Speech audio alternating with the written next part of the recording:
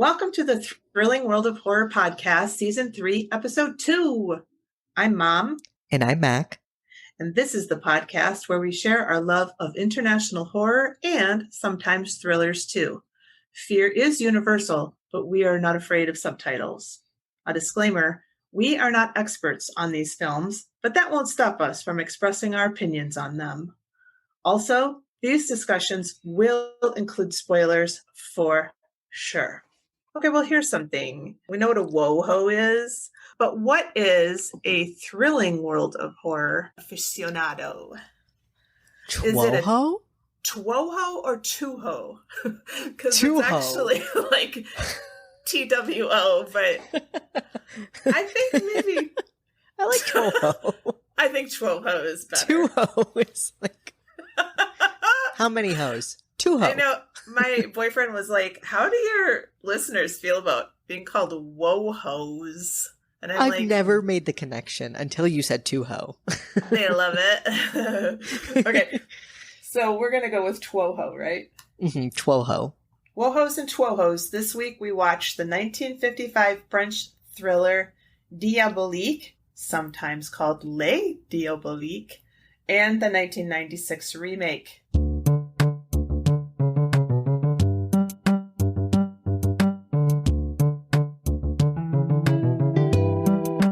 Let's move on to our first segment, Mom and Mac Chat. Hi, Mac. How's it going? Oh, Mom. It's okay. I had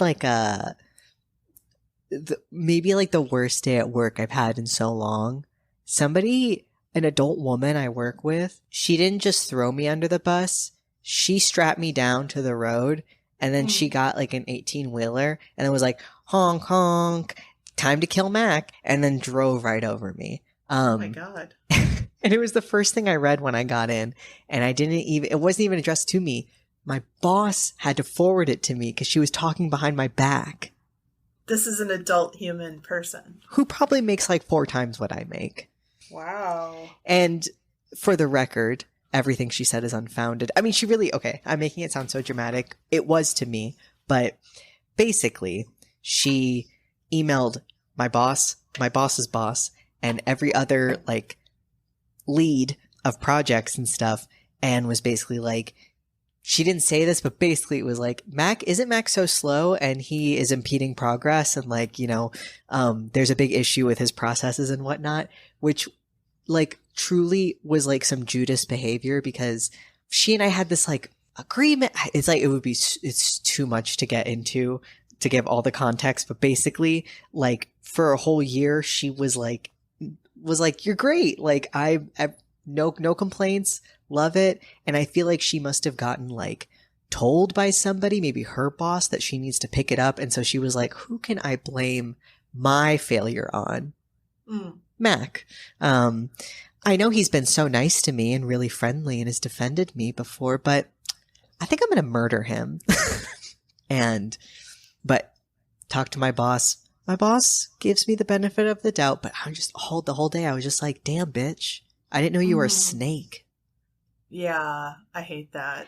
That's never happened. Like, I've worked with like shitheads before. Like, obviously, like I've worked at Dairy Queen and restaurants and stuff. Like, you're going to work with some bad people, but nobody like that. Like, who's above me in so many levels has like betrayed me in such a way. Yeah, it's really unprofessional. Like, if she had a problem with you, she should have talked to you about it instead of, like, talking to your boss, or not really talking, like, emailing your boss and CCing all these other people. That's really a chicken shit way to deal with people. I know. And it just, like, wows me, because all of our interactions before she'd be like, Mac, you're so helpful. Oh, Mac, this is so great. Thank you so much. Like, if she had said even once, hey, buddy, I got an issue. You need to get me stuff faster. But it was always like, you're so fast. Like, she literally would tell me, like, you're so fast, you're so direct, blah, blah, blah. It's like, well, bitch, what is it then? God damn. Like, what's good? Yeah. In my head, I was like, I hope she stubs her toe and that she was really looking forward to eating the last slice of cake. But then she opens up her fridge and her husband has eaten it. And then they get a divorce. Kidding. No, I'm not. It's hard not to have thoughts like that. But I would, if you can, just consider the source. And like you said, you have a good relationship with your boss and he gives you the benefit of the doubt. And really that's what's important. And this, jerk will get what's coming to her one way or the other. God, you hearing this? Sorry, Old Testament God, are you on the line? I had like this horror movie moment in my head of just like, I don't even know. Listen, I am not threatening violence upon anybody. You think I could even do anything if I tried? No, but which I won't ever. I just had this idea of just being like, really? All because I sent that email, me being like, yeah, no, never to fuck with me. I'm thinking this in the shower, like, so stupid. Oh, it's okay. I mean, she's a butthead and like, a coward. My mom said you were a butthead. Just call in like the Greek gods. I mean, fuck it. Like Zeus. Let's get pagan on her ass. Yeah. How was your day? How are you? It's been a big day. I put together a bed frame. Amazing. Okay. So I started last night and I've been putting it off for days. Then I started last night and I got to like part number 6 and I couldn't figure out how it like went together because there's no written directions. It's just pictures. Oh my God. And I'm a like verbal learner, so I need words and pictures can go fuck themselves because I can't see in 3D or something. I don't know. So I was like, what the fuck? This doesn't work. And then finally I texted my boyfriend. He's like, have you looked on YouTube? I'm like, whatever. Smart. So I did. I looked on YouTube and, I watched a couple of how this one part was supposed to go. So I'm like, huh. So I go back to my room and guess what? The 6s and the 9s have been mislabeled. No. Yeah. Yes. Wow. So That's I was up. like, yeah, but what was kind of also fucked up is like, why did I spend so much time like believing the directions and not actually what was right in front of me? Like that made me so frustrated. I'm like, you dumb. Because I thought for 1 second, oh, is it switched? Yeah. And it was. Well, I didn't get it all put together last night. So then today I did. I finally finished it, but I had to take it apart. I had to, go back and do a step over again or like 4 steps over again. But I knew what I was doing. It's just I had the part upside down anyway. But I took my old box spring out to my deck. I'm going to put it out for the trash when it's trash day. And then I took a nap and I slept. So great. Yeah. And it was storming. And then when I woke up, I had a little Rosie next to me and she never like is in my bed. So that was really nice. Yeah. And I had a rash. Have a rash on my leg. And it's been going on for a couple weeks. And so I was like, this doesn't seem to be getting any better. So I went to the doctor. And she thinks it's an allergic reaction to something. And cooties? I don't think she's right. But she prescribed this cream and I went and got it and I'll use it and everything. And then she said if it doesn't get any better, go back in a week. Listen, I really when I was younger, I used to not understand it when people be like, I don't trust doctors. I'd be like, they're doctors. I don't believe that. Listen, no offense to holistic medicine. I don't believe it in a holistic medicine way of like, no, I just need to take this like B-balm and I'll be fine. I do mean it though, in that I've had so many doctors that I'm like, you don't know what the fuck you're talking about. And you barely even looked at me. Like, you don't know. You're wrong. Okay. This is so frightening. When I first started going on testosterone, I went to Planned Parenthood because endos are more expensive. But I soon learned why you should go to an endo, not Planned Parenthood. No offense, Planned Parenthood. maybe it's just the Raleigh one, but I was like, oh, I want some birth control, but it can't have hormones in it, right? And so I was like, what can I do? And so I was like, oh, let me look into getting like a copper IUD. And so then the same lady who had prescribed the testosterone, so she knew, my status, she was like, well, you actually can't get pregnant if you're on testosterone. And I was like, you are so wrong. I was like, please don't say this to anybody. You're so wrong. And she was like, no. She's like, I'll give you the ID if you want, but you don't need it. And I'm like, I was like, lady, I can't begin to tell you how wrong you are. And like, that just has terrified me ever since. Yeah, I can see why. That is really, really scary. Well, after the doctor, I met my friend. I'm not going to say her name because she's a very private person. So I've decided I'm not going to say her name. And I don't know if you listened back to the last podcast, but I like cut her name out. So there's like this really, really weird edit where I'm like, Quinn always says, oh, how is your friend? But like the friend part got cut. How is your, I don't know, put it together. Anyway, I met her for coffee because she has a job interview on Monday for a full-time position in Charlotte. It's more like for me, it'd be an hour and a half, but for her, it's more like an hour because she's on that side of town. Mm-hmm. But that's not bad. People commute an hour sometimes. Yeah. So we just went over like interview strategy and things like that. And I felt really good because I'm like, oh, I know this stuff. Yeah. Like I have a lot of experience in this area, not only interviewing, but being on panels, interviewing candidates and stuff. So we went over all that. She goes, I'd be lost without you. Aww. And I'm like, go on. Please continue. Continue. Don't stop on my account.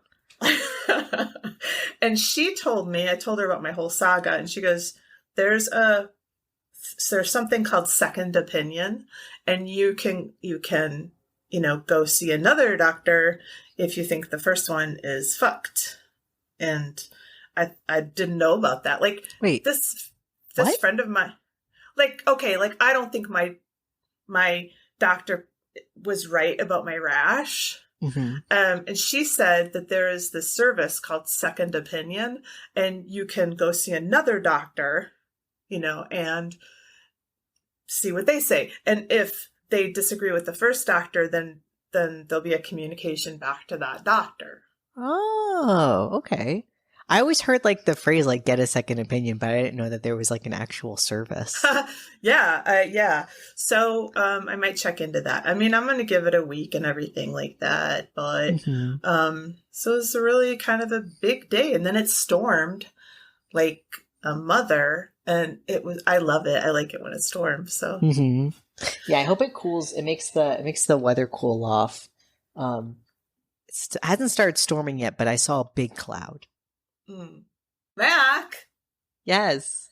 What were your favorite movies from June? Well, Mother, I really loved Spontaneous, which Spontaneous. I saw was in your list too.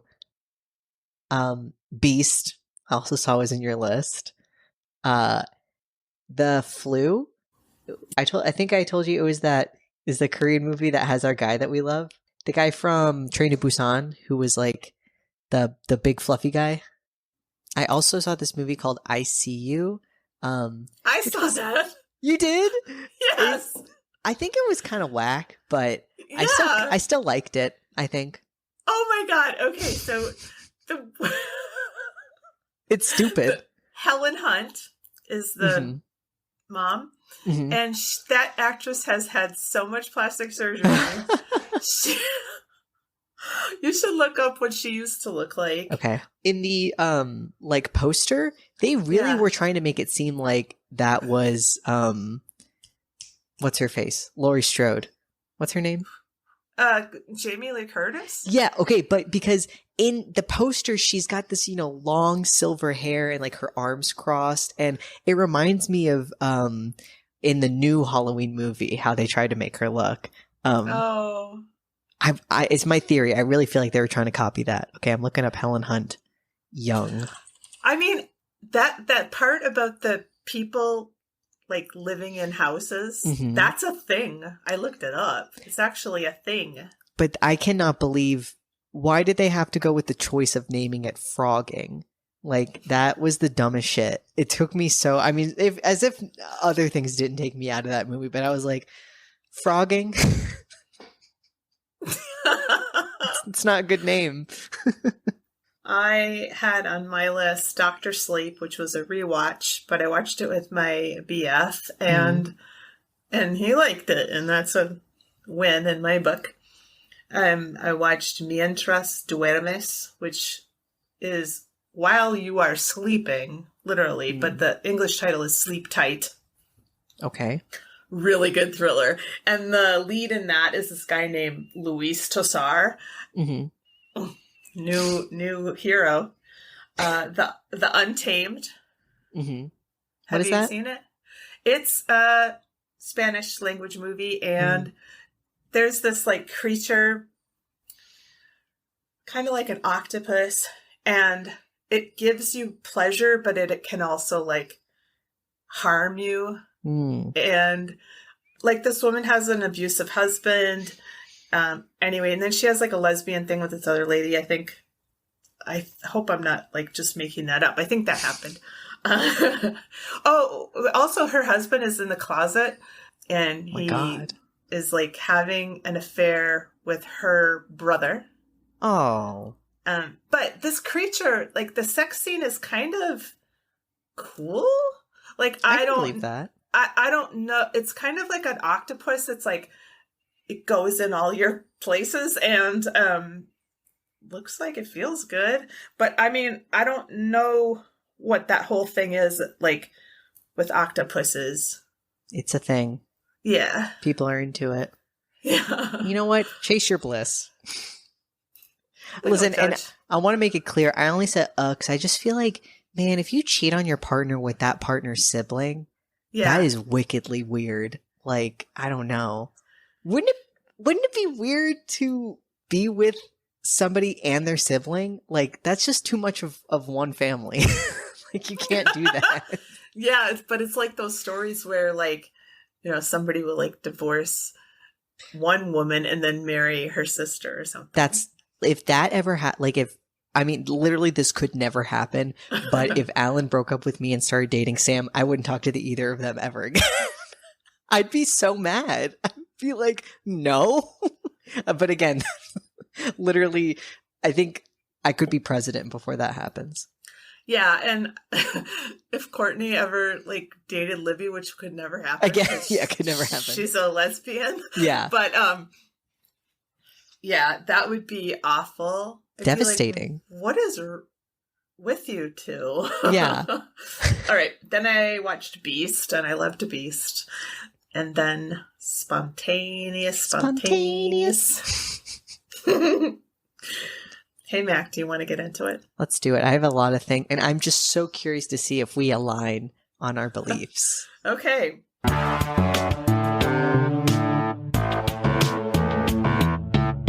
Well, now, Francophones, I want to apologize in advance. I don't speak French. I did go to a website that tried to tell me how to pronounce some of these names.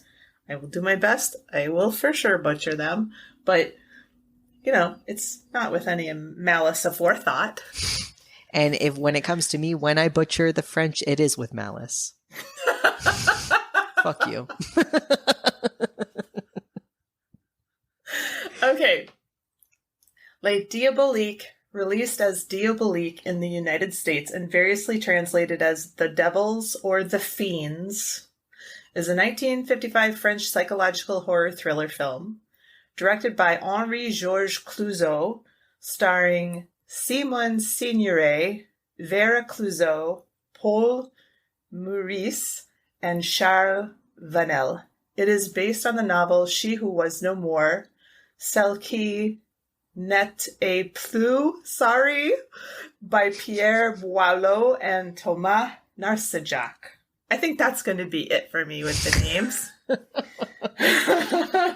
The story blends elements of thriller and horror. The film was the 10th highest grossing film of the year in France, With over 3 million admissions, this movie helped inspire Hitchcock's Psycho. Robert Bloch, the author of the novel Psycho, stated in an interview that his all-time favorite horror film was Les Diaboliques. Okay, first of all, this is an everyone is dead scenario. I don't know why I like knowing that, but everyone who was in the movie is dead. Rest in peace, Reeps. It has a running time of 114 minutes in France and 107 minutes in the US. What they cut? I have no idea.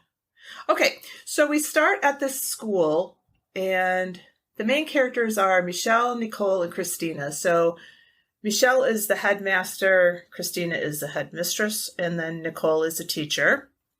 Michelle and Christina are married, but Michelle is also having an affair with Nicole. And Nicole's class is very regimented. Like when she excuses all the kids, they like march out, and that's different from other classes that we see. One of Christina's students gives her a fan. Her home is Argentina, so that was very nice. And she calls him Joselito. Mm-hmm. So Michelle is overly strict. Like, what does he do to this one kid? Gosh, I don't even remember, but he like is such a asshole. Like, yeah, just traumatized, like for fun. It's like traumatizing kids, and not in like a really crazy way. Just in like if this guy was your headmaster, you'd be like, fuck my life. Yeah. Like this kid just does some minor infraction and he's like, yeah, okay, so you have to stay here for the long weekend. Yeah, yeah. And it's way beyond what the kid did. No, I will say that seems to be in a little bit of like a running thing with every person who works there. Like when we get to later, like making a kid stand in a corner for 6 hours. For 6 hours? Oh my God, France in 1955. What the hell? All right, so the food in the cafeteria is inedible because Michelle is a total cheapskate and Christina is a devout Catholic. She has a heart condition. And the affair between Michelle and Nicole is open. But Michelle is now beating Nicole. She has a black eye. And also, I just gotta say, this movie is so pretty. That I really like the sound design too. Like, you can just really feel what everybody's doing. And I just love the way everybody looks. Like, there's a great contrast between Nicole and Christina. Like, they are like complete like opposites in a way.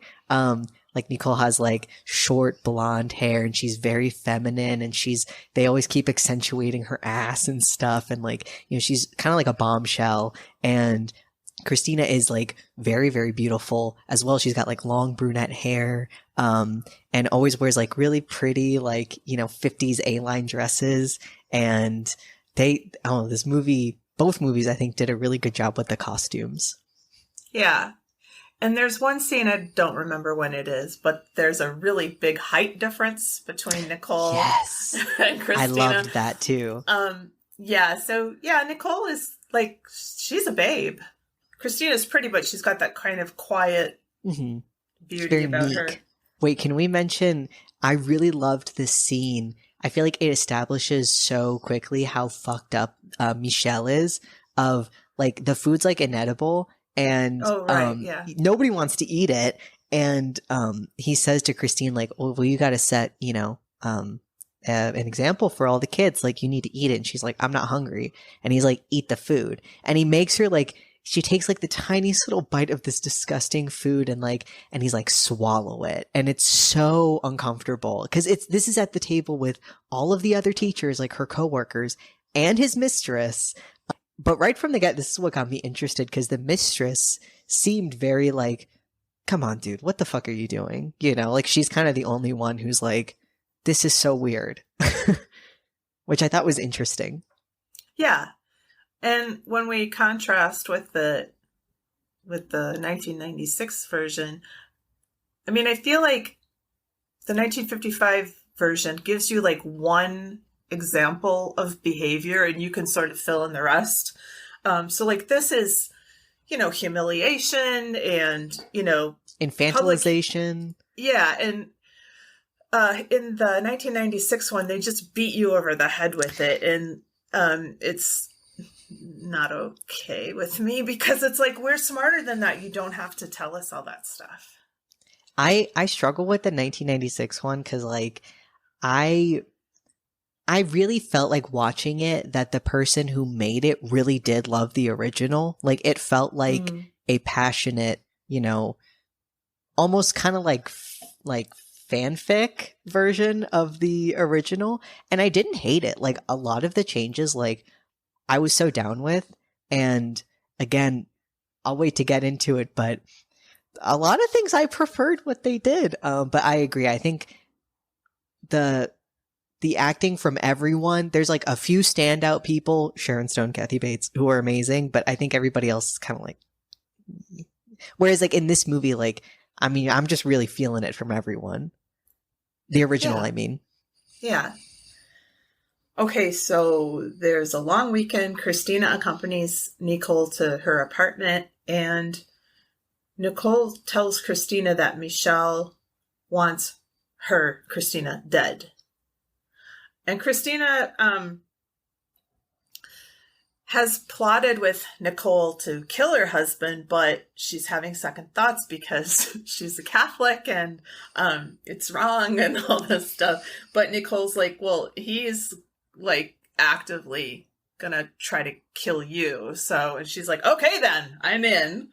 And she calls Michelle and says that she wants to separate from him.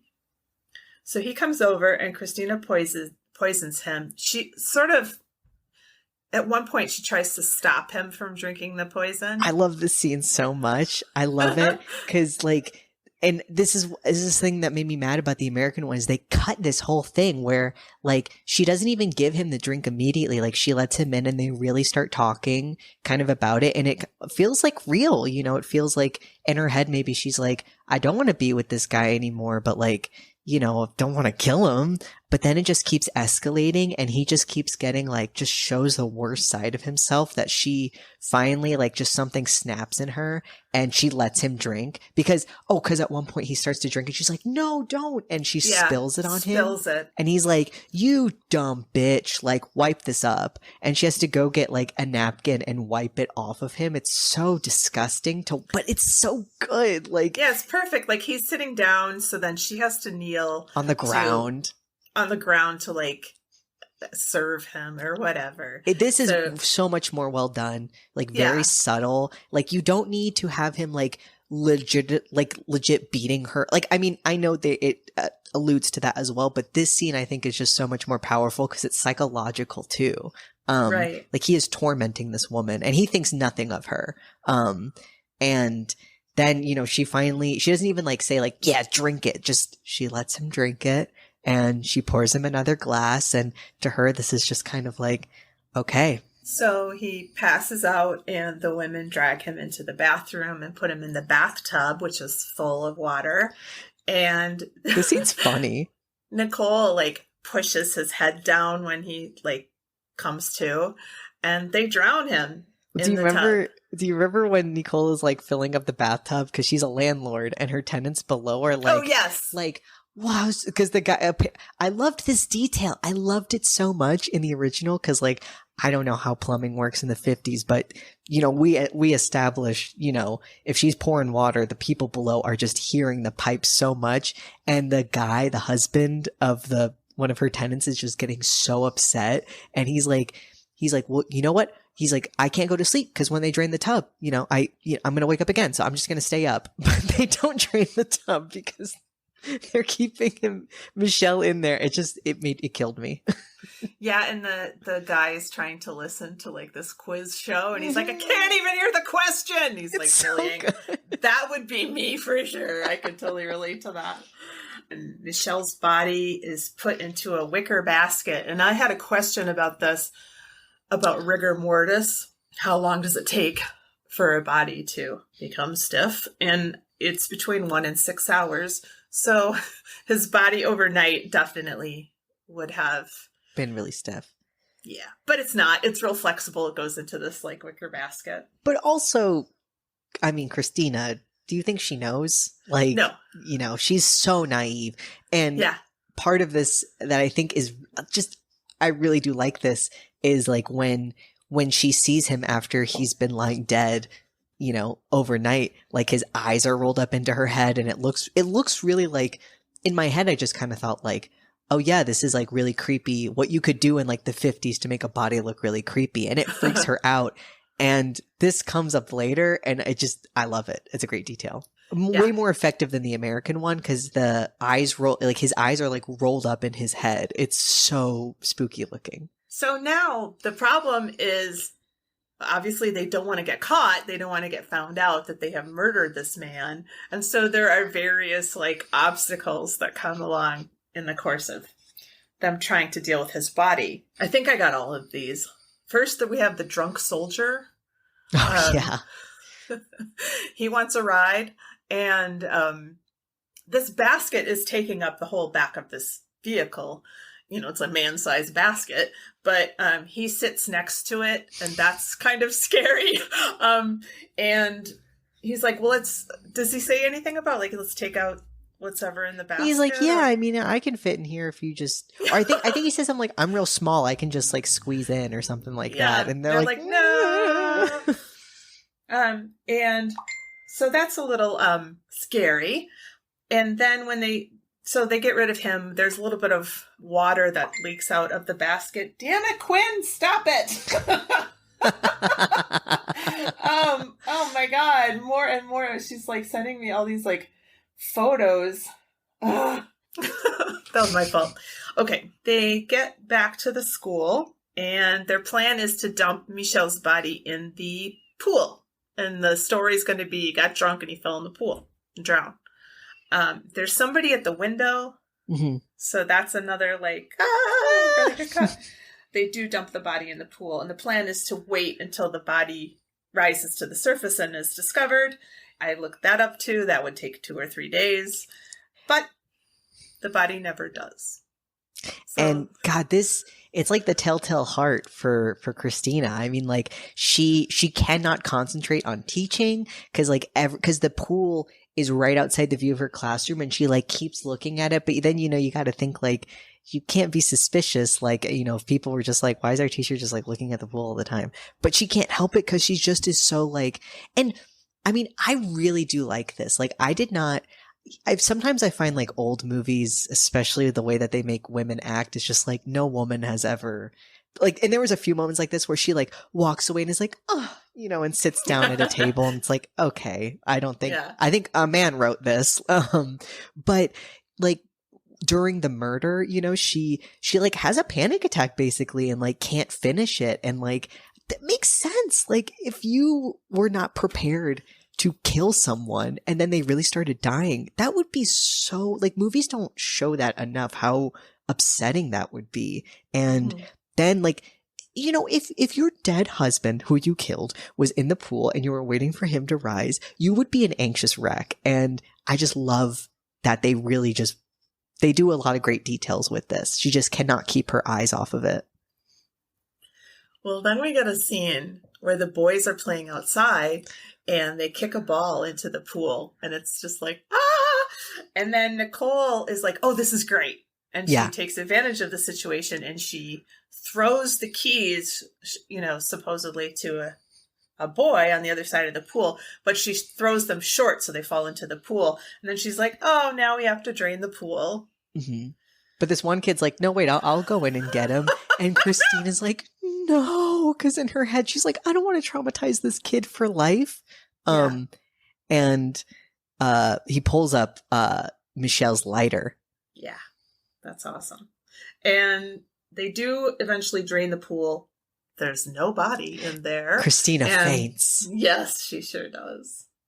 So the doctor tells Nicole to give Christina digitalis. And I was like, what's digitalis? And it is a medicine that is given for heart problems. So that was legit.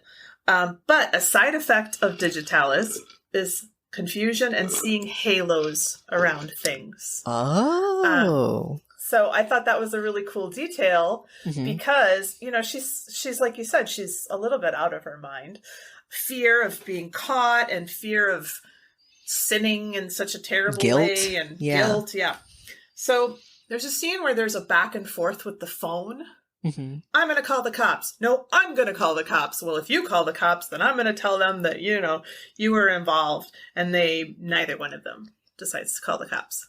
Yeah. But I liked that bit. Me too. I did too. And I really liked the contrast. Like there's two shots that like completely mirror each other, because before, it's either like right after they kill him or before like, no, it's right after. Nicole is sitting down like grading papers, and like Christina just cannot focus, and she's just like, I can't think. But now that the body's gone, Christina's like at doing the papers, and Nicole's walking like back and forth like, where's the body? Where would it go? And I just thought that was a great detail. There is a body that's discovered in the Seine, and this is reported on in the newspaper.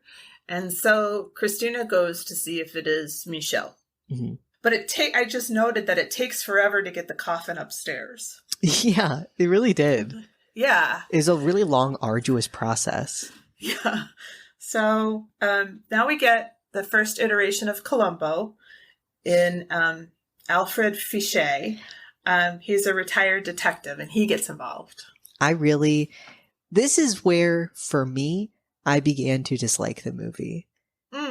I started off being so fucking in. I was like, all of it, beat by beat. I'm like, perfect. And when it got to this guy, I was like, I hate this dude. Oh my God. Oh my God. I hated him. I thought he was so gross to her, and he was treating her like a little girl and like so invading her space. And then with the American one being Kathy Bates, I was like, I'm 100% down with this, honestly. Like, I was really happy that it was another woman. Like, yeah. I really, really thought that was such a great, and I mean, obviously Kathy Bates, in my eyes, can do no wrong. She is a goddess. Literally a goddess. I love her so much. Yeah, not kidding. Sure. Because I will say the American one is a lot more gay, a lot more homoerotic. It's really trying to play with you. There's a lot of touching and stuff. And I really liked that, though, then when you bring in Kathy Bates, because she has such a butch energy, but also very like loving. And she was doing all these things that contrasted with how Nicole was treating the Mia, the American version. And she's another feminine force that's very kind to her and like believing her and wants to get to the bottom of things. And like, I really like Kathy Bates' character became my favorite, whereas the detective in the original, I just was like, get the fuck out of here. Oh, see, I didn't have that reaction because he did remind me of Columbo. He predates him by, I don't know, 17, 18 years. He was creepy to me. I didn't get that vibe. I just thought he was added another layer of suspense because he's a retired police officer, retired detective. So he knows how to investigate a crime. Like, he gets in a car, like he makes her go in a car with him. It's like, it's so like, he's there and she cannot get him to leave. And so I just kind of believed the Kathy Bates one more because, at first Mia is like, well, I got to pretend like, I'm concerned. So that's why I brought, this lady. But then Kathy Bates like really gets into it just on her own. Like she herself just really wants to, because she says like, I'm really bored, and I thought it was very interesting, this detail. Kathy Bates is like a cancer survivor, and this comes up frequently. Like, it's a point of like irritation for Sharon Stone's character. Like, I had to Google one thing she said because I was like, wait, what did she mean by this? She says, can that woman just get a prosthesis or something? I'm tired of the whole survivor thing being shoved in my face. And at first I forgot Kathy Bates' character is supposed to have cancer. I look it up and I was like, wait, she means she wants her to have a fake boob because it makes her so uncomfortable that she's had a mastectomy. And I was like, are people like this? Like, that's so fucked up. At the school, there's this kid, 1A, and he has broken a window. He's cleaning up leaves as punishment, and he says that Michelle actually gave him that punishment. And so people are like, come on. You're talking shit, kid. And he's sent to a corner. Outside. Cut to next morning. He's still in the corner. apparently it's only been 6 hours. Yeah, that didn't add up, but they're going to take a group photo for the school. And after they do, it seems like there's a face in a window in the building behind them. But even the photographer's like, these things, they just don't worry about it. Which I thought was really funny. Also, there's this guy, this like mansplainer guy, who says that Juané, the kid, he said it was Michelle because that was a subconscious manifestation of his guilt. Oh yeah.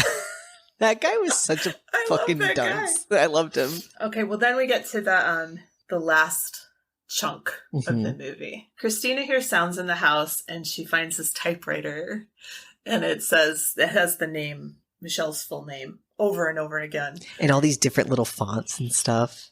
Yeah. And then she sees Michelle in the bathtub and she's like freaking out. She's like yeah. She's like, it's scary. Catch her breath, and she's clutching her heart and everything like that. And then he's like stands up like a fucking vampire. Like he just like stands up, and he's got those crazy things in his eyes. So it looks like his eyes are rolled back in the back of his head. She faints and dies. She literally dies right then and there. We realize that Michelle and Nicole actually were the people who were conspiring so they could be together. This is where I'm like, get me out of here. I'm mad. I'm pissed. Okay, but then we get a little bit of justice. Do we? Because he if he had gotten there 5 minutes earlier, he could have prevented her dying. He literally walks up, he's like, gotcha. And it's like, well, a woman's dead. So you really didn't do shit. But he literally comes in 5 minutes after her death just to be like, oh yeah, but you'll be spending time in prison. And he's saying that. And that's not the justice I meant. Oh, okay. So yeah, but he says, 15 to 20, so they're going to be taken away. But then, 1A, oh shit. He has a slingshot, which is how he had broken the window earlier. So he's got a slingshot back. And somebody's like, how'd you get your slingshot back, kid? And he's like, oh, well, Christina gave it to me, or Miss Lady, I don't know, gave it to me. And he's like, wait a second, that's crazy. Her body was taken away this morning. And so he's sent to the corner again. The end. Fiend, right? And then I love the end credits that says, do not tell your friends. Yes. What has happened here, which I loved that. So we've spoiled that, but we already say that we spoil stuff. Yeah. So that's on y'all if you didn't want to know the ending. But she's a fucking ghost, right? Yeah. I doesn't make me like the ending anymore. I hated the ending. I hate it. Okay. I liked it a lot. I could not feel happy about Columbo walking in there like he was doing something 5 minutes after she died. Like, to me, because the way he comes in there, like, I knew it. And it's like, did you want her to die? Like, did you want to catch them killing her? Like, shouldn't your move have been saving her? And because she's fucking dead. She's dead.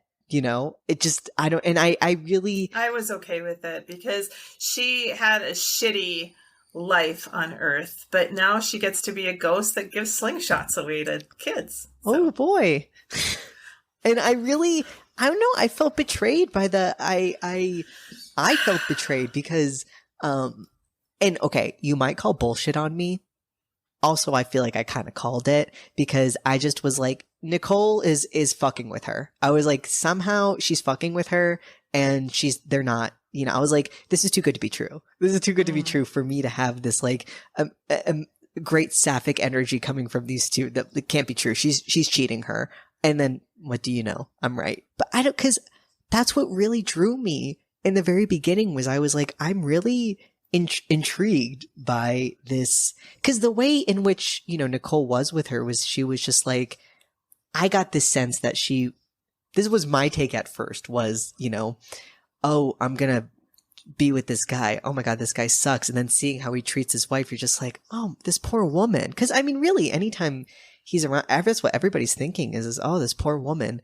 And so then just by the end with her being kind of like, the bitch dead, sick. Like, I don't know. I was just kind of like, was all that nothing? Was what we had for nothing? I'm not advocating for murder, but if I'm thinking, oh, it's the 50s and this woman has no rights, you know, like, and, you know, they even go into depth about how even if she divorces him, how screwed she just is, you know, with him being alive and he'll never leave her alone and like blah, blah, blah. And so I'm kind of like, yeah, you know what seems like the best thing is if this dude died. And so, and I like, listen, I'm not here to, obviously, if we're talking real life, no, don't kill people. But so the novel actually had the two women having an affair and the husband plotted to kill the wife. And the husband and the mistress get away with it. That makes me so... That's worse. Yeah. All right, well, let me go through the trivia and then we can talk about what we've learned and everything like that. I don't have a metric for this movie, so maybe you can. When director Henri-Georges Clouzot bought the film rights to the original novel, he reportedly beat Alfred Hitchcock by only a matter of hours. Fuck. You know he was pissed. In reality, Simone Signoret did not know how to drive, and that's why Vera Clouzot is seen doing all the driving in the film. Interesting. The film skips the lesbian relationship between the two women that exists in the novel. I don't know why. The film gained extra notoriety 5 years later. I know why. Why? That would be so scandalous, wouldn't it?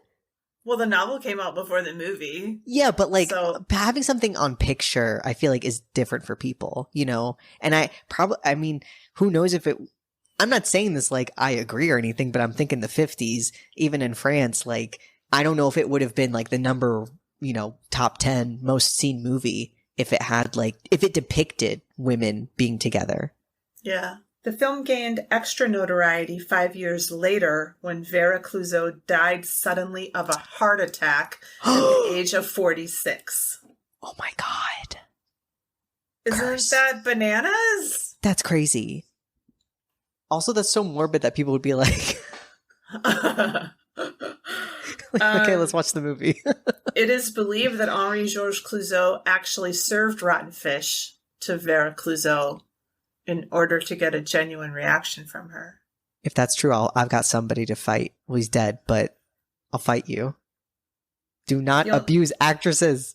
Okay, how would we rate it? Fuck, I couldn't think of a metric. Oh, wicker baskets. Yeah, it would have to be wicker baskets, I guess. 3. Oh my God, Mac. Sorry, I'm a controversial king.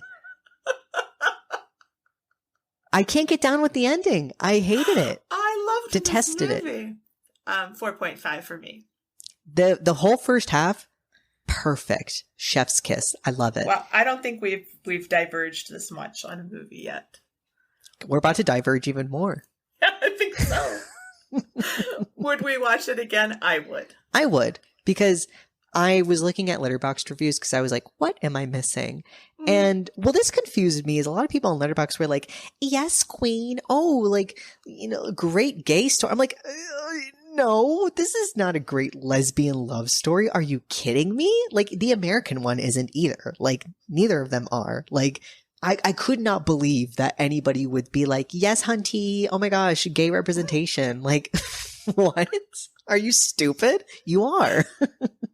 It's really a stretch. To me, it's not like there. Yeah. And I mean, I don't know. When it just turned out that it was just a woman, an innocent woman being psychologically tortured the whole time, I was just like, oh, that sucks. That's really a bummer. Yeah.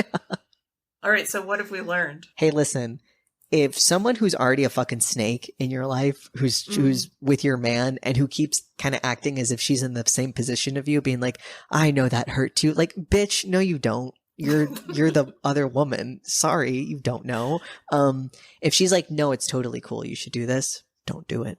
Don't go for that. If you feel like you shouldn't murder someone, don't. Maybe don't.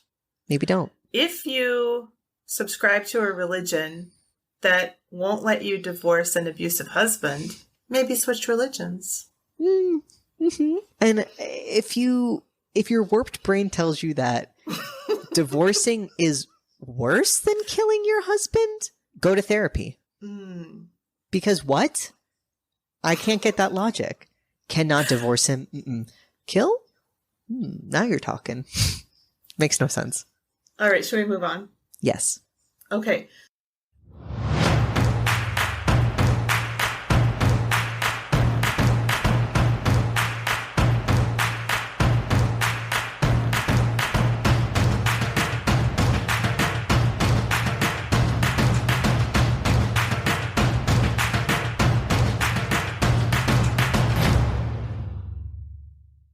So for the 1996 version, it was directed by Jeremiah Chachik, whose name I love. Great name.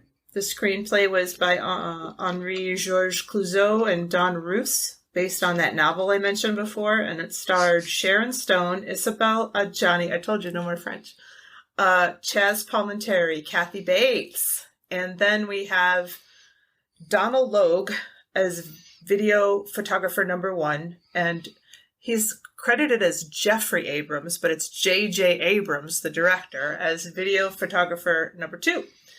There's also a couple other actors who are dead. Spalding Gray, Shirley Knight, and Alan Garfield. It was released March 22, 1996, and has a running time of 107 minutes. Okay. This is going to be fun. I feel like we're fighting, but we're not fighting. We're not fighting. No. Different opinions are interesting. They enhance the experience. Yeah. Okay, so we open, we've got rain, rain, rain. There's a lot of water in this movie. Like, it might be a theme or something, a leitmotif, if you will. There's so much water in this movie. Okay, we have religious statues. We've got a kid who's spying on Isabelle Adjani. Nasty. She takes off all her clothes. We see her butt. And her boobs. Yeah, but we only see her, like... Yeah, we see a boob when she clutches it because she has like a fainting spell. Oh my god. What hell? Sickness is this? I don't know. This is just like being a woman disease, I guess. Like, I can't think of anything else. It's just like, you're a frail woman. Oh. Yeah. So Nicole is smoking. She's always smoking, but the Sharon Stone character is smoking. And she calls the kid a peeping Tom, which he is. Guy, Chaz Palminteri's character, basically is just standing over his wife's body, sort of waiting for her to die. And Nicole says, "Is she dead?" And he goes, "I don't know, I didn't check."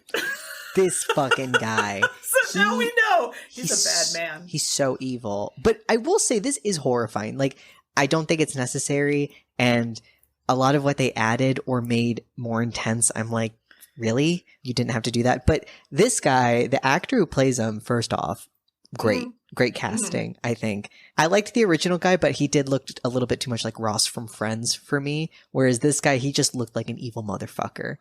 He looked like what's that guy's name? The guy who's Poe in Star Wars? Oscar Isaac. He's like an evil Oscar Isaac. That's how I would describe him. But yeah, that's horrifying. It's like, this woman is not in a good place.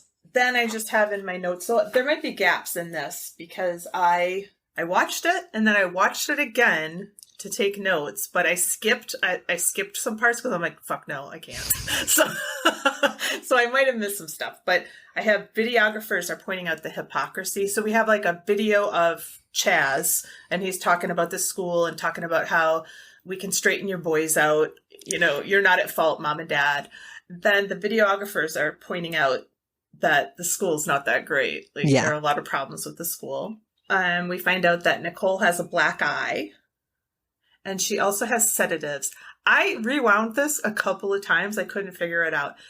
But apparently she went over to Spalding Gray's house for dinner and stole his wife's sedatives. Oh, yeah. Yeah. She's like, oh, she's got a truckload worth of medicine. Like, she won't even notice it because Mia's like, what?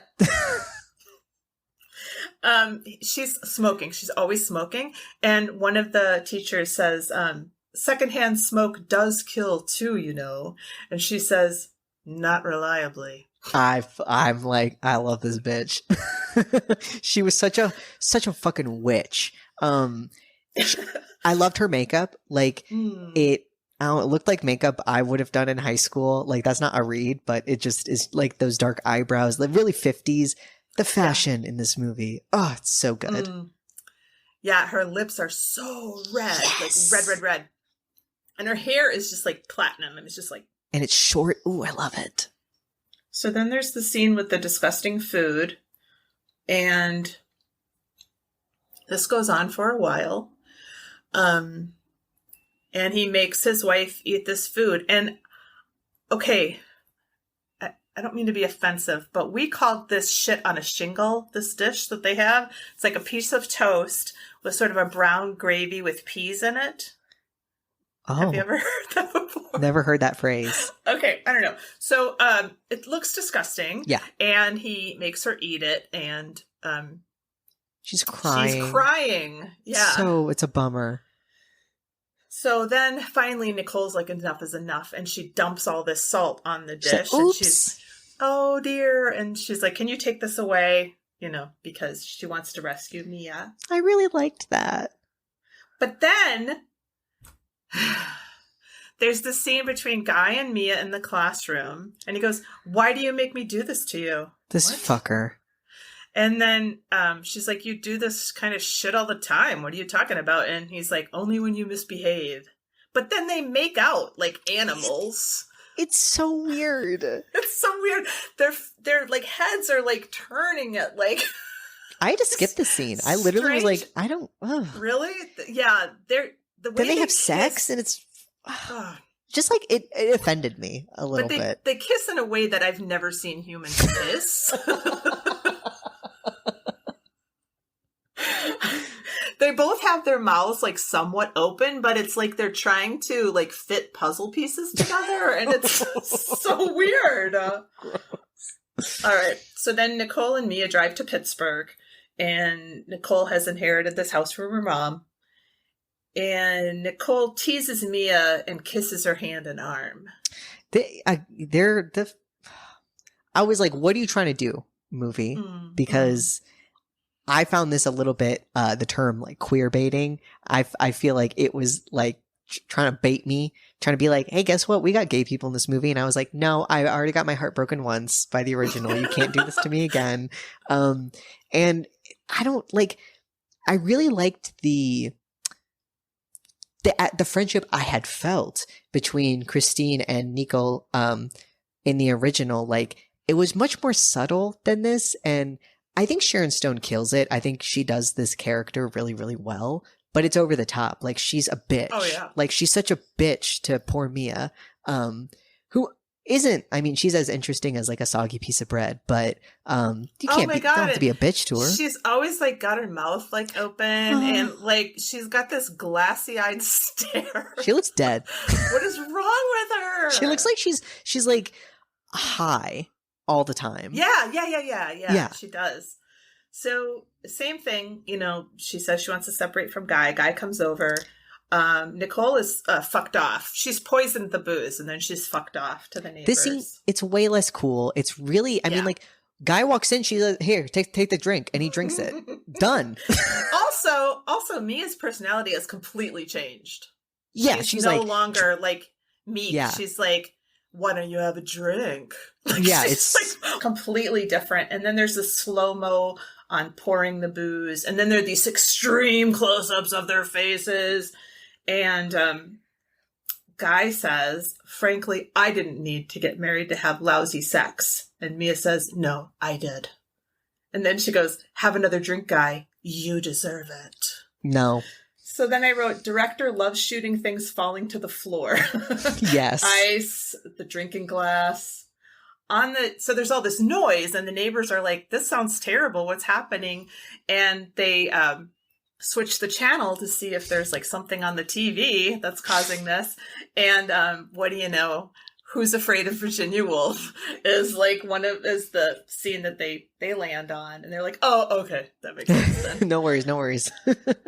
Now, okay, the thing I don't like about this part of the movie, okay, I don't like this movie, but he looks like he's fucking dying. Oh yeah, I'm like, is this acting? Like now knowing what happens, I was like, because also he gets so aggressive and like manhandles her and all this shit, and I was just like, dude, just pretend to die. Like like why are you making, if you're plotting, why are you making it harder? He's all sweaty. How do you fake the sweat? Yeah, I was like, did he stop his own, or like yeah, he was like, oh, I don't feel so good, and like, and he falls on the ground. He falls on his face, like where there's glass. Yeah, because there's a lot of things that have fallen to the ground. Now, this part I don't understand. Maybe you can explain it to me. He's face down on the ground, and Nicole says they have to continue. You know, they have to drown him. Yeah, because at this point it would be attempted murder. Yeah, so they have no choice. But she's like, check his wallet, check to see if there are any like gas receipts or anything. I'm like, that was so like. And the way she said it too is like, check it, get in, like, you dumb bitch, like, check it. Just like, well, I'm sorry, I would never think to do this. Where did you get this? I don't know what that was about. Then not Mia. What's her face? Nicole, like, slaps him across the face to, like, I guess, make sure he's out. Again, makes no sense if you now know. Acting. Yeah. So, and he would not be like, hey, bitch. What? You think this guy would just let a woman slap him? I mean, he's gone. He's out. Somehow. It seems. So they drag him to the bathroom. There is a cool shot from Guy's point of view, like under the water, with the looking at the two women looking down on him through the water, and then the water kind of like moves. I liked that shot.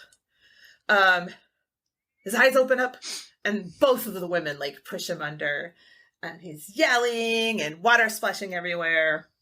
And then Mia goes to get a big water bottle from one of those, what are those called? Water bottle from the dispensers? water tank. Water tank. Yeah.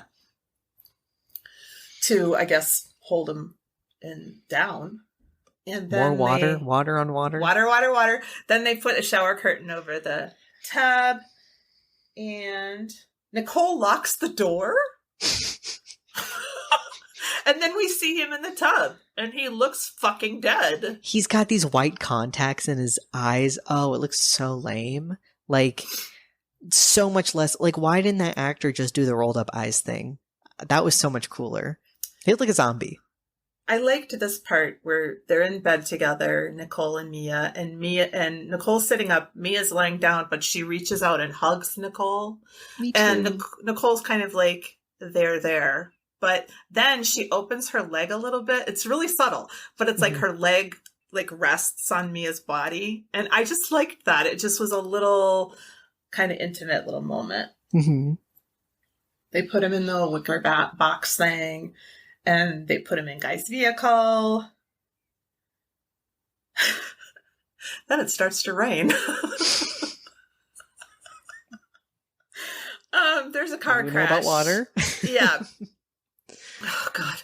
There's a car crash, and the car that Nicole is driving, Guy's car, is in the car crash. And I don't understand this part. They pull the box out. Yeah. And then because, remember that like now, this idea is that, they're like, they don't know each other. Mia gets out of her car and goes up to them and is like, I can give this woman a ride. Can I help at all? And they're like, no, go away. And Nicole's like, thank you, but that won't be necessary. And it's just like, girl, go home.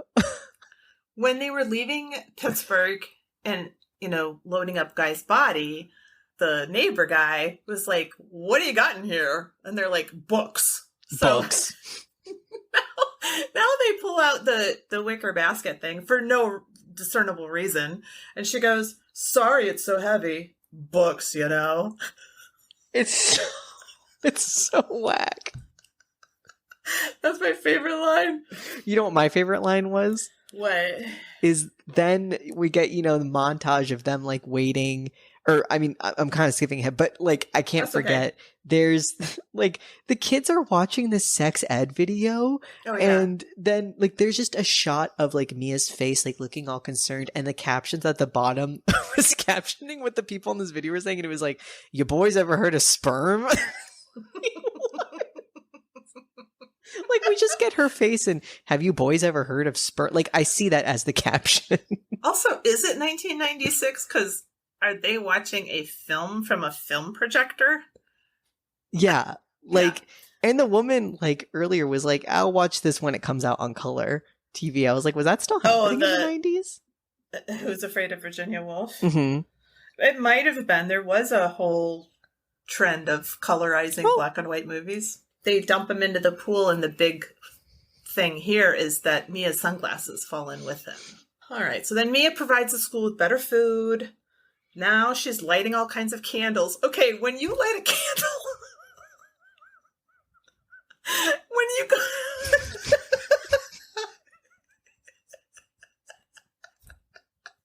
you light one candle...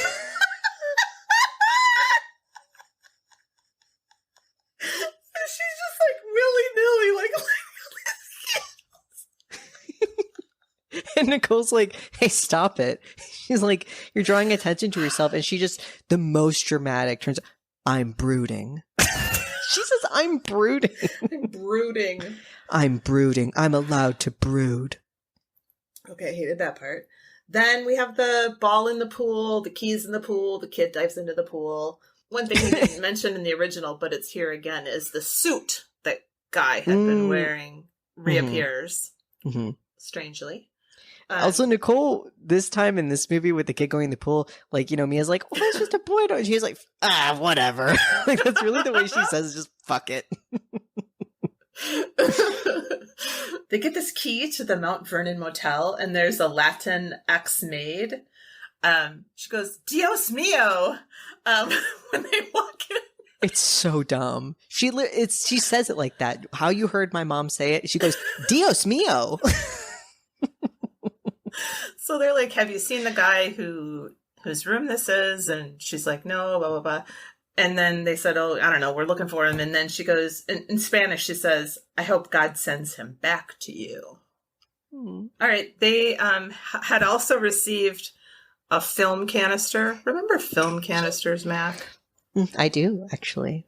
So they get the photos processed, and they're all of like Guy, but they're also like of them loading the wicker basket into the car and stuff like that. So they're this part's also overdone. This whole I don't know how many shots of Sharon Stone I could take of her being like, well, we're being watched. Like, it happens over and over again, and I was like, I get it. So the pool's drained. There's no Guy. And then that body is found, and Mia goes to see if it's Guy in town. And then I wrote, finally, at 57:32, the only person in this movie who can act appears, the queen, Kathy Bates. She eats this movie up like she steals the screen, as she should. As she should. This movie, listen, I will accept that I am giving this movie a lot of favors, but it's all in part to Kathy Bates.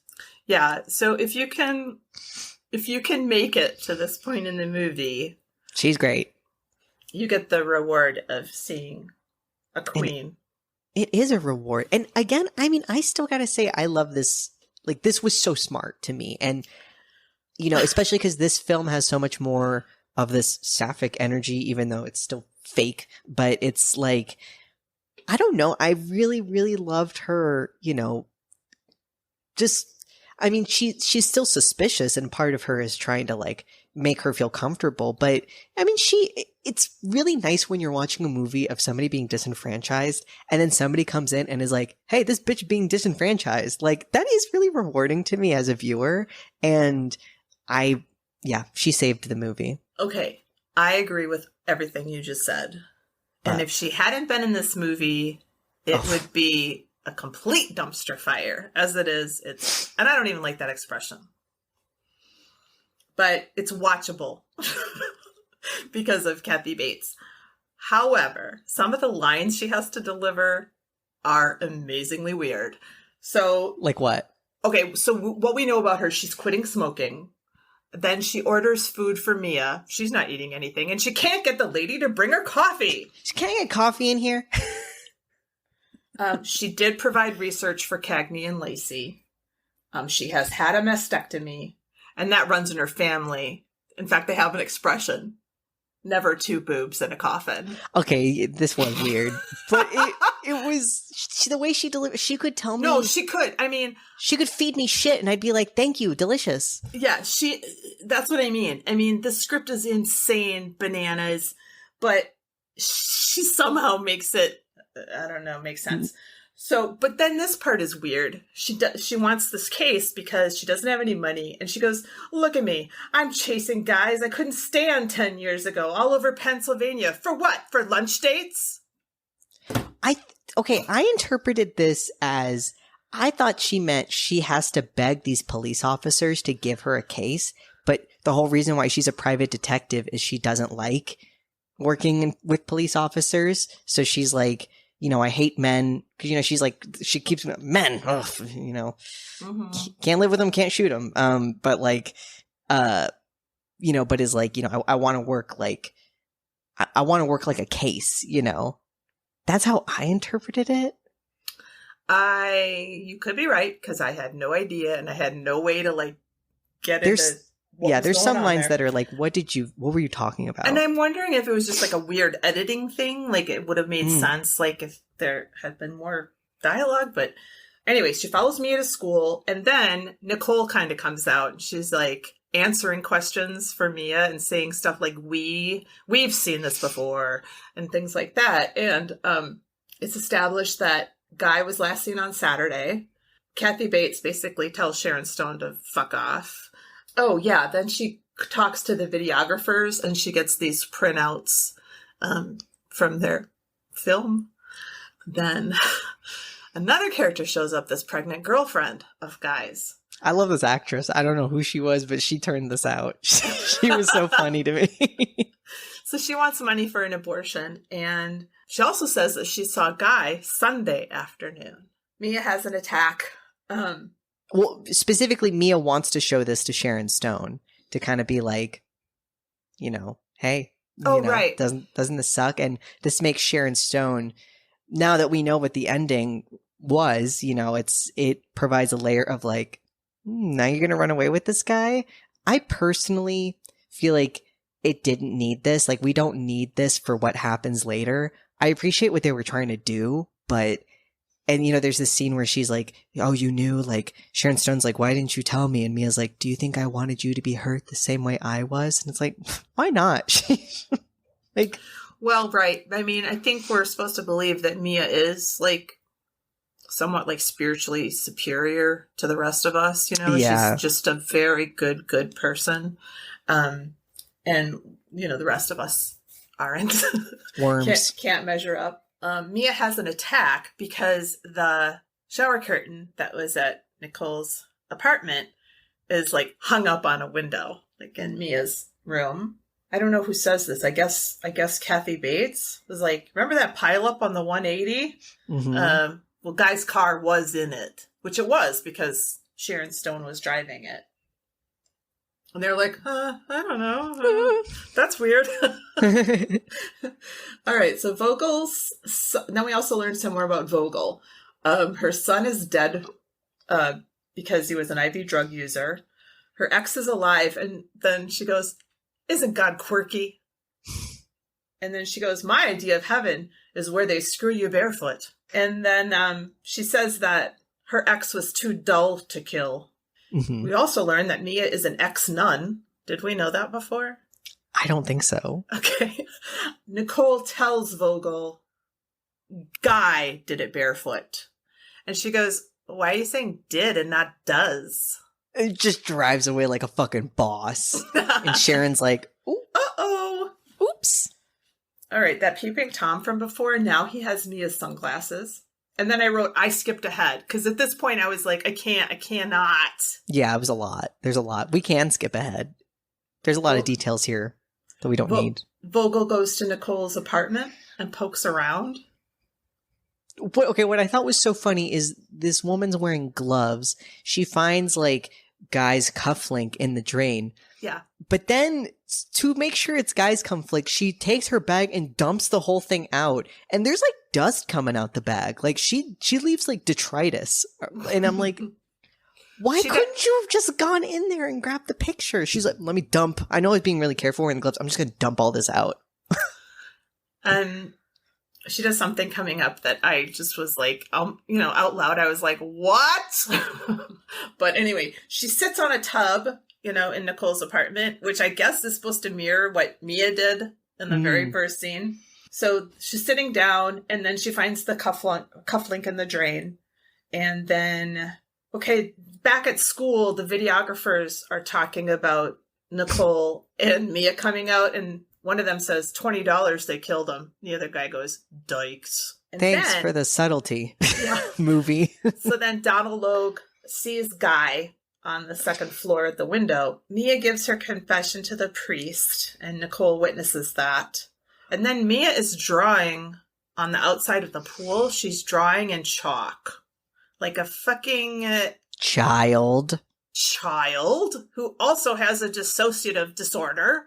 Because she's just kind of babbling and not making any sense. So then Nicole says, you're ill. She keeps saying, you're ill. Nicole can't find any heart medicine for her, but the women have a confrontation. Oh, and this was like nasty and didn't make any sense to me. Nicole says, you should keep on praying. Wear your knees out that way for a change. What?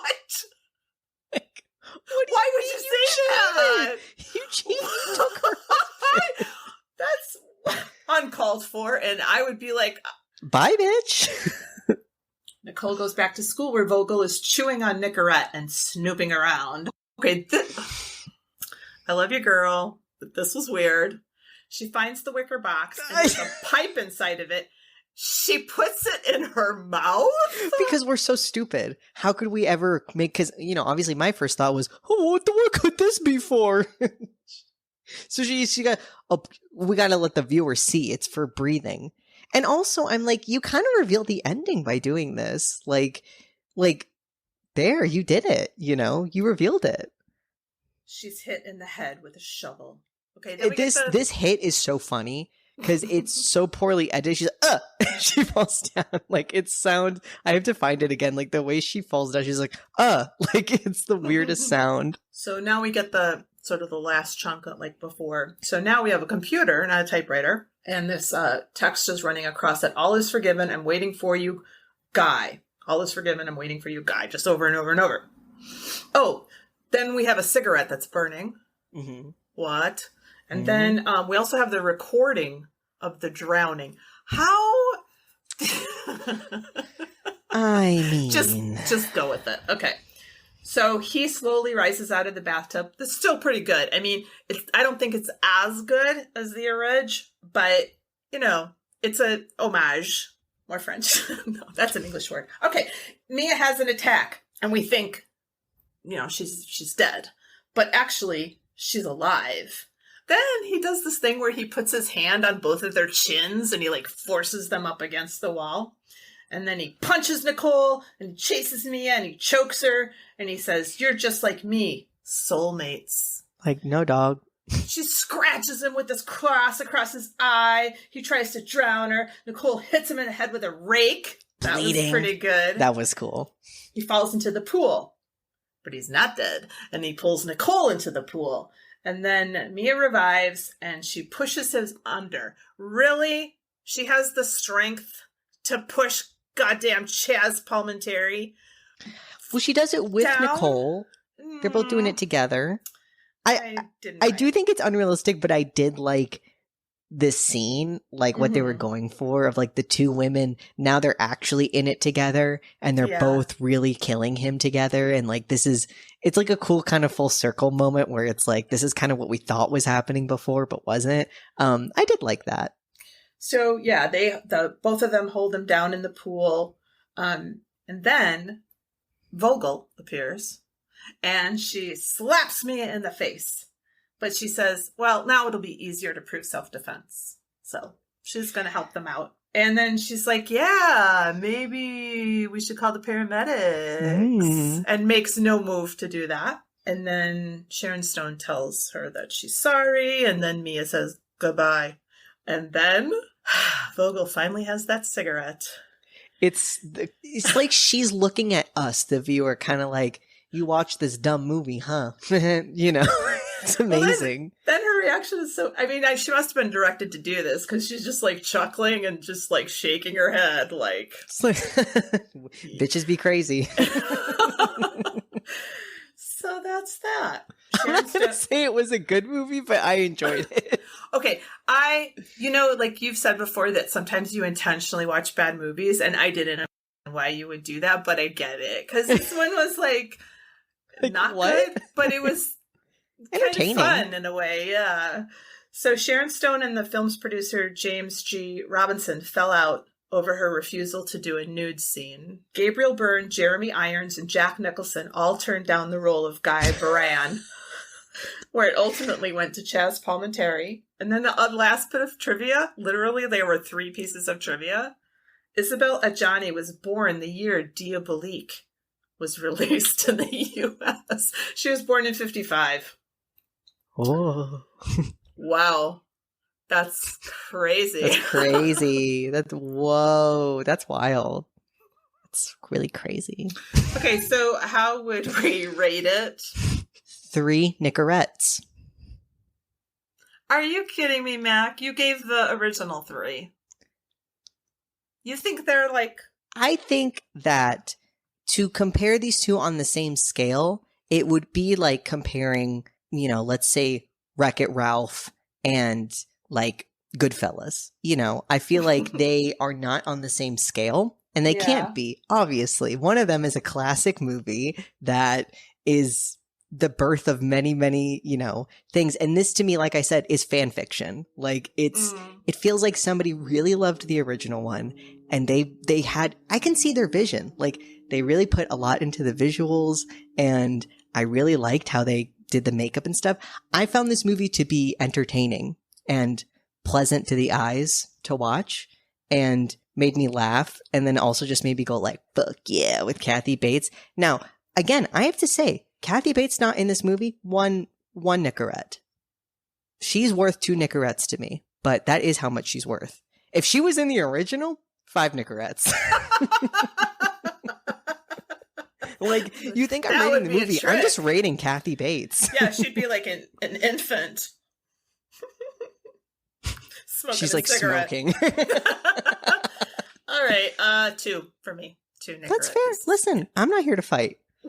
We're not going to fight over this movie. Yeah, relationship over. This is actually the last episode. See you guys. Yeah, I don't know how to break it to you, but we're having a falling out right now. I can't work like this. It'll be a decade before I even think about watching another foreign horror movie. It's only remakes from here on out. Would we watch it again? Yes. No way. No fucking way. What have we learned? Oh my god. What have we learned? Cast Kathy Bates in your movie. Cast Kathy Bates in your dumb movie if you want anyone to like it. Yeah. Okay, that's a really good point, because like you said, if she were not in this movie, it would be unwatchable. Oh my god. So yeah, if you want to improve your movie, play, what have you, they're in. Get Kathy Bates. I don't think it's very nice to tease queer relationship when there isn't one. Oh, no. This is why this frustrates me if anybody would call the original or this any sort of positive representation. And in fact, again, the only thing that I love, which is, again, not a depiction of a gay relationship, is I only do like the relationship between Mia and Kathy Bates, of just Kathy Bates, like, I was just so happy that they had like this older woman in this role, next to these 2 young women. That's just why I love seeing Kathy Bates in things too, because it's like, when do you see other women cast in movies that look like her, you know? And she had like short hair that was like gray growing in. She's wearing her pantsuits. Like, oh, she looked amazing. And yeah, but no, yeah, you cannot call this good representation. And it is pretty gross because people are looking for crumbs, and it's nasty to just give them crumbs because you know that's what they're going to take. Because it is true. Sometimes the gay community, queer community is kind of like, you know what, I'll take what I can get. Don't take advantage of that. Yeah, that's not cool. I guess if you like are dating a jerk, just understand that he's never ever, or she is never ever going to get better. You cannot fix him. No. Or her, or them. No, not at all. There's this meme going around where people just put like the most horrible man and they'll just write, I can fix him. To kind of show how ridiculous that idea is. And yeah, because I feel like even though abusers try to put on a good face, the makeup slips. Like if you're really like looking at how he or she or they are treating you, and you have any... See, but the thing about her character is just she is like a child. Yeah, she's the character of Mia in this movie is like... Well, he even says, I married a child bride. Yeah, he says that to other people. Like, just, he's like, she gets younger every year. It's like... Ugh. What a I hate infantilization of... I mean, listen, I know I'm preaching to... Who likes it besides nasty people? But it's like... Truly, that is like a thing that really just irks me. Yeah, I mean, I guess I really didn't learn a lot from this movie. But maybe if you're making a movie, like it is possible to overdo. Oh, yeah. A motif. Yes. Bash the viewer's head over with it. And another thing I learned is that don't treat me like I'm a dummy. Yeah. Movies. Yeah. I don't like it. Yeah. I'm not a dummy. I'm not going to watch your movie ever again. And I'm not going to recommend it. She doesn't speak for the both of us, though.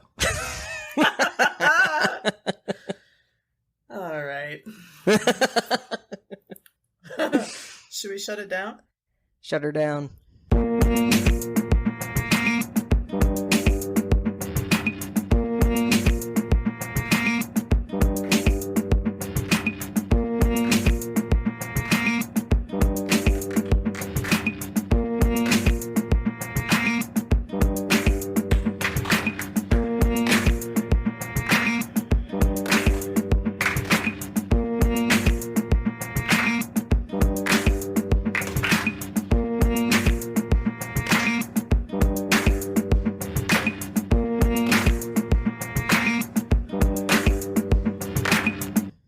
Twohos, thanks so much for joining us for this episode. Next time on the Quinny-sode, we are looking at perfect crime movies. A Simple Plan, American Animals, The Killing, Treasure of the Sierra Madre. In 2 weeks, Mac and I will be back discussing the Dutch and American versions of The Vanishing. Thank you so much for your support. It means the world of horror to us, truly. Hit us up on social media, and until next time, remember, we love you. And the next time your husband's mistress suggests you off him with her, don't.